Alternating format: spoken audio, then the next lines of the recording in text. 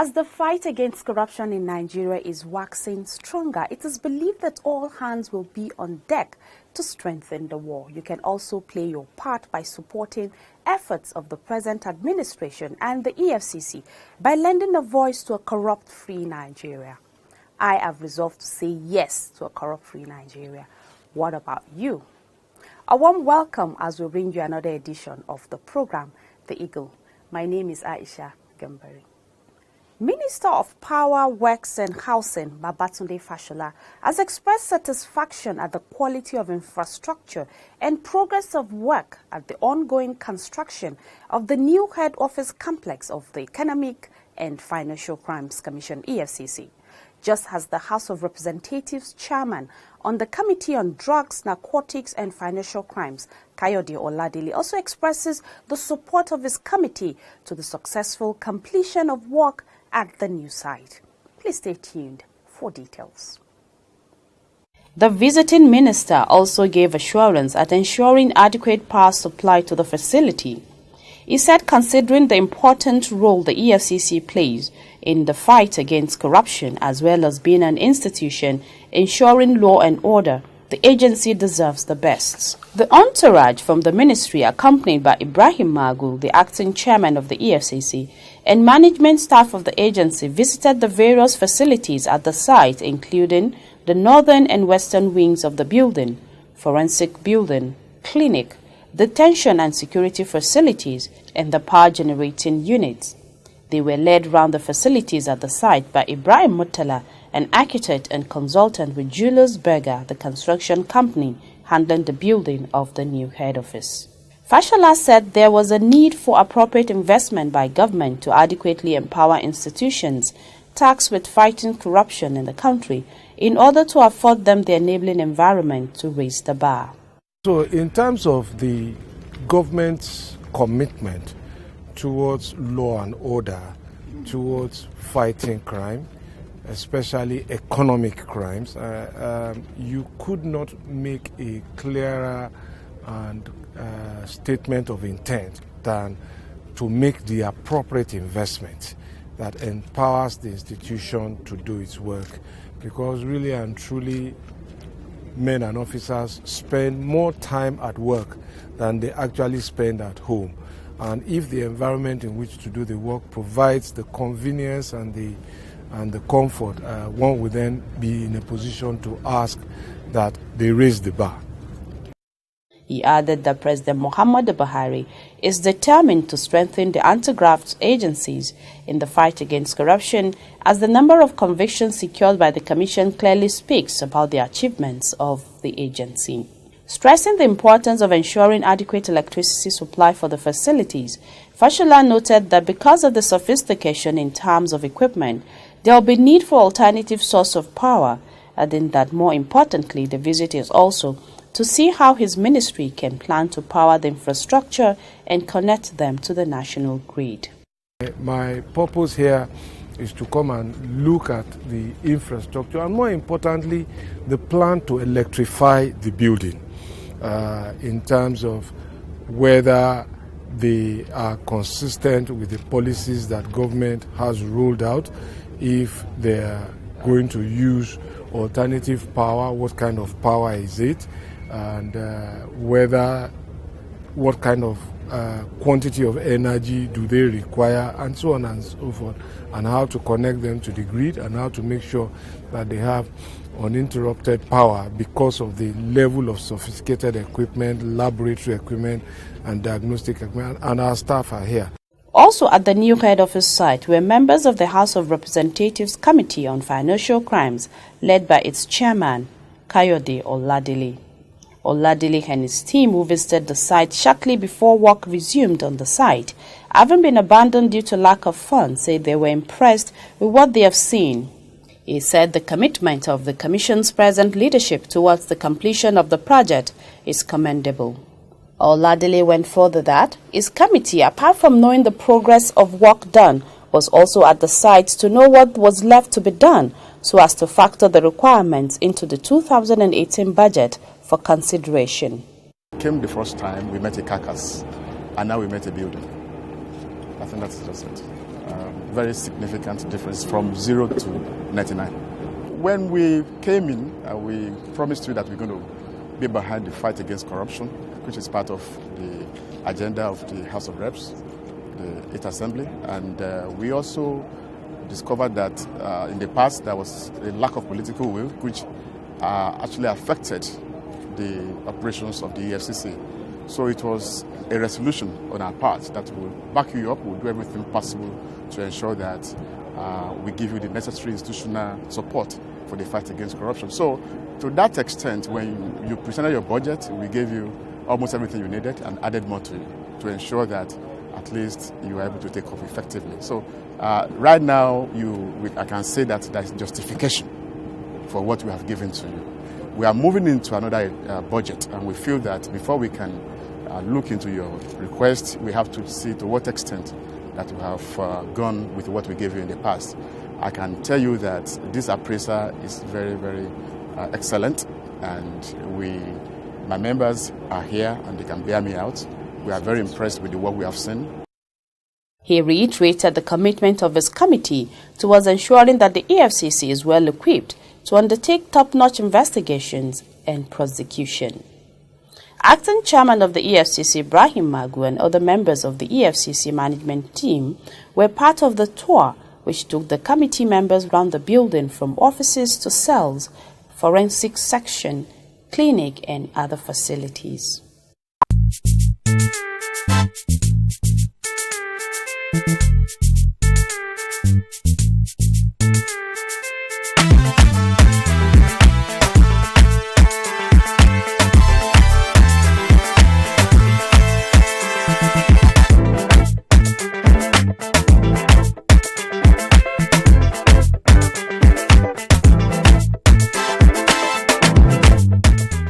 The construction work, which is 89% completed, is expected to be ready before the end of second quarter of 2018.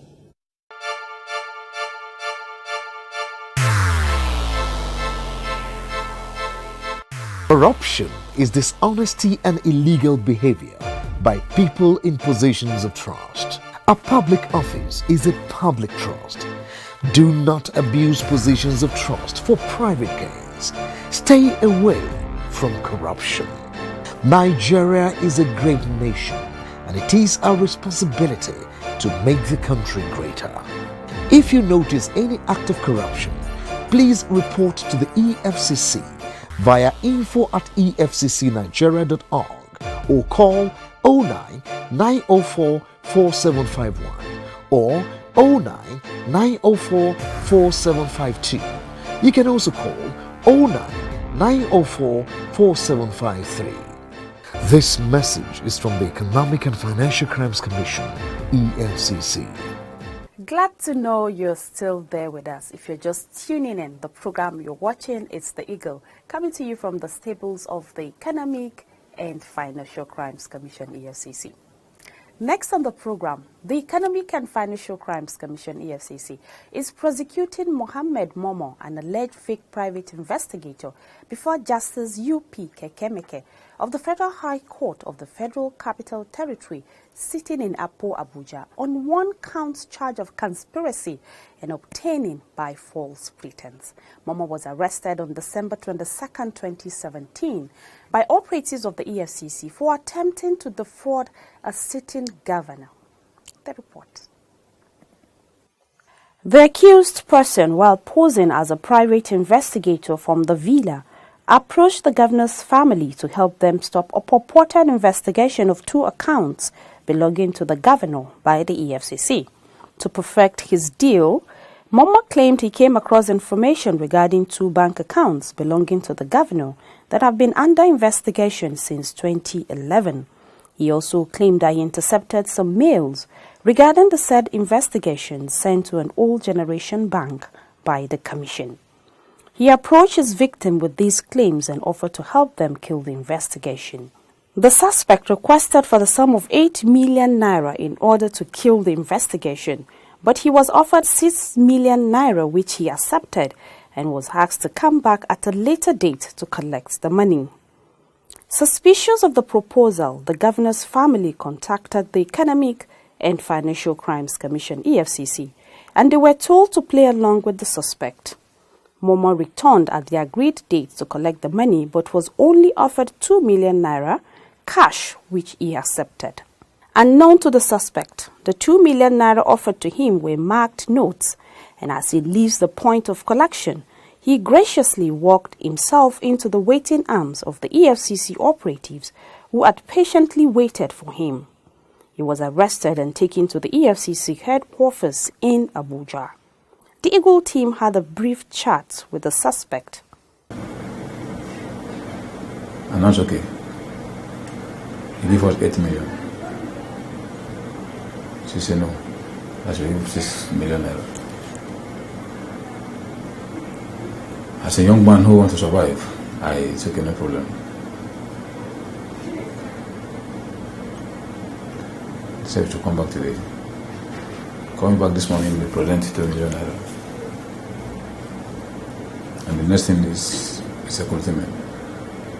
The commission thereafter arraigned him before Justice U.P. Kekemeke of the High Court of the Federal Capital Territory in Apo on one count charge of conspiracy and obtaining money by false pretense. The offence is contrary to Section 1, subsection 1A and punishable under Section 1, subsection 3 of the Advance Fee Fraud and Other Fraud-Related Offences Act No. 14 of 2006. Upon arraignment, Momo pleaded not guilty to the charge. Counsel to the EFCC, Benjamin Manji, thereafter asked for a trial date and also prayed the court to remand the defendant in prison custody pending the commencement of trial. F.U. Okolo, who stood for Momo, however, urged the court to admit the defendant to bail, a move that was vehemently opposed to by the EFCC counsel. Having listened to both counsel, Justice Kekemeke admitted the defendant to bail in the sum of 5 million naira and 2 sureties in like sum. One of the sureties, the judge ruled, must have landed property within the jurisdiction of the court. The matter has been adjourned to March 7, 2018 for hearing. Still on the activities of the EFCC, the Commission has arrested one Fidelis Iruedo, a suspected love scammer. Luck ran out of the 31-year-old suspect after a petition to the Commission by the Nigerian High Commission London on behalf of the victim, Alan Dickwick, who is a UK citizen. The petition alleges that the suspect had defrauded his victim of £30,000 in a romance scam.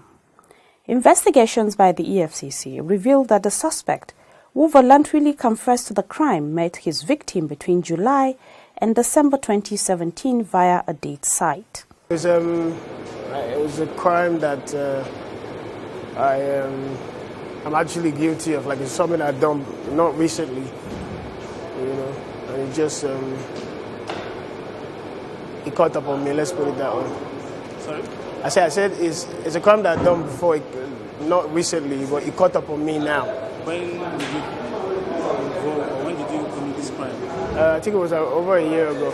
Over a year now? Yeah. In Abuja here? No. Where? In Lagos. Okay, can you just tell us?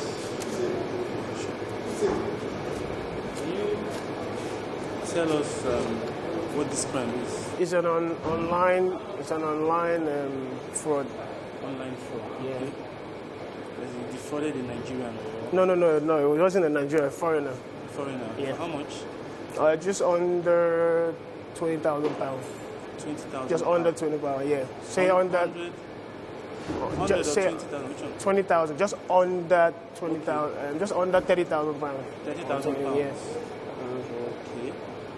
Just a little bit over 20,000. For how long have you been in this act? For how long have you been doing it before you now cross? Well, it was off and on just to survive. Nothing. Yeah, more off and on. It wasn't something that I've been doing for a long time. It was just off and on. The suspect, while parading as a lady, procured a fake British passport using the name Tracy Anderson, with which he used to defraud his victim. He was arrested in Abuja during an attempt to make withdrawals from a bank. Upon his arrest, items including several scam letters, 3 flash drives, iPhone, and a laptop computer were recovered from him. The suspect will be arraigned in court as soon as investigations are concluded.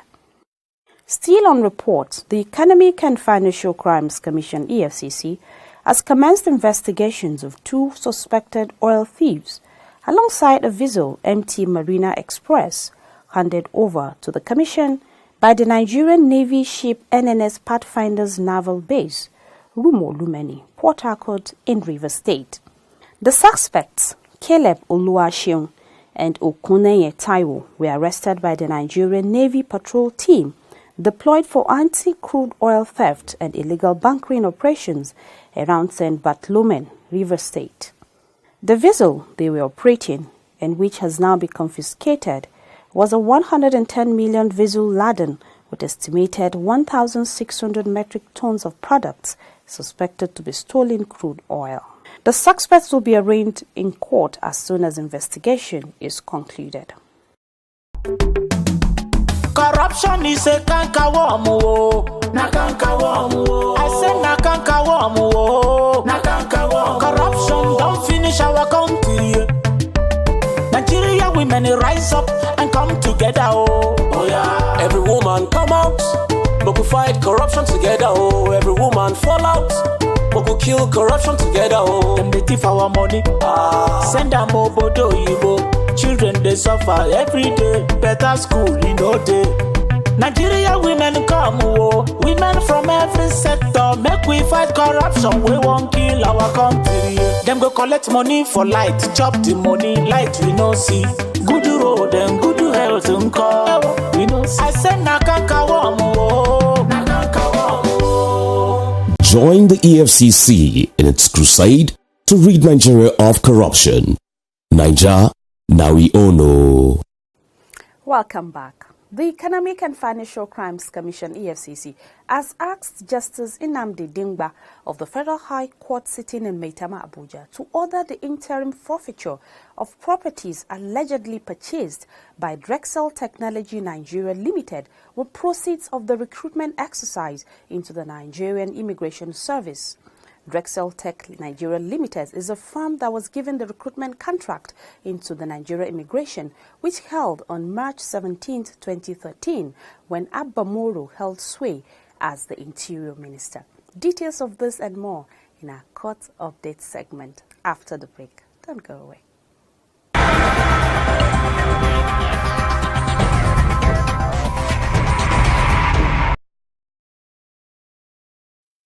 It will be recalled that the recruitment exercise resulted in the death of about 20 applicants in various recruitment centers across the country.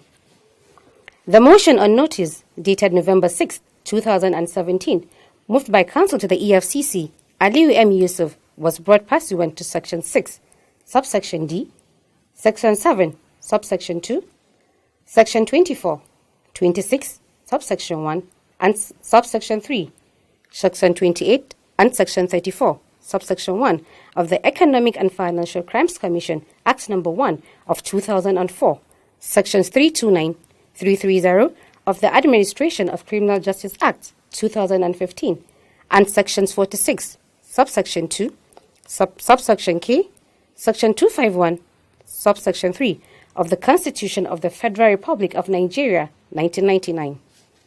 Among other reliefs, the EFCC is seeking an order stopping the disposal, conveyance, mortgage, lease, sale, or alienation, or otherwise tampering with the properties, assets, which are located at number 1, Land Crescent, Maitama, Abuja, and number 2, Sugar Close, off Monrovia Street, Wuse 2, Abuja.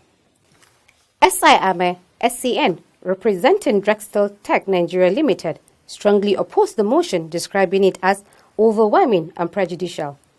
While urging the courts not to grant the motion, Ame said, Instead, the defense will prepare a written undertaking that the property in question will not be tampered with in terms of sale and transfer of title until the matter is concluded in court. He, however, requested that the court take into consideration that the EFCC had already placed a caveat on the properties. In response, Yusuf countered Abba's submission. He said the information reaching the commission suggests that the defendant, who is the alter ego of the company and who is at large, is currently making efforts to dispose of the property. He urged the court to hear the application on merit. Having taken arguments forth and back, Justice Dingba fixed February 28, 2018 for hearing on the motion. Earlier in the proceedings, the prosecution presented a further amended 11-count charge against the defendant. The judge, despite objections by the defense, who argued that the defendants did not have sufficient time to look at the charge properly and that the process be titled Further Amended Charge instead of Amended Charge, admitted the charge. He, however, ordered the prosecution to make the requested changes to the charge and the defendants to take their pleas. Thereafter, the charges were read to the defendants, who all pleaded not guilty to the counts.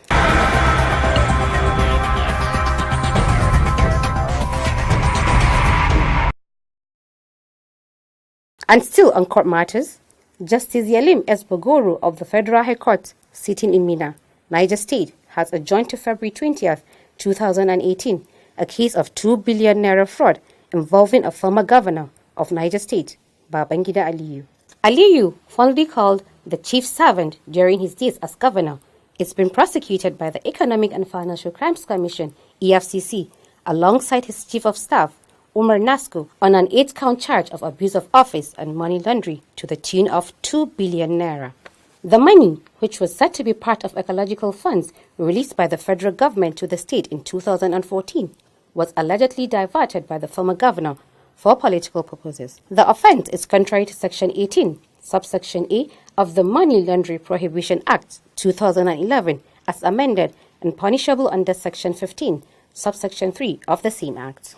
Addressing the court, NASCO's counsel, Mama Mike Osuman, SCN, said that he could not make anything out of the statement of the first prosecution witness, also known as PW1, as it was difficult for them to understand.